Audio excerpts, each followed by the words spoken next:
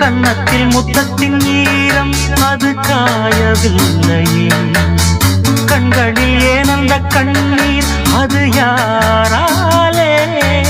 கண்ணியின் கழுத்தை பார்த்தால் மனமாகவில்லையே. காதலன் மடியில் பூத்தாள் ஒரு பூ போலே. மன்னவனே உன்விழியால் பெண்விழியை மூடு. ஆதரவாய் சாய்ந்து விட்டாள் ஆரிரரோ பாடு. ஆரிரரோ இவர் யார் எவரோ பதில் சொல்வார் யாரோ. என்ன சத்தம் இந்த நேரம்? கோயிலின் மொழியா?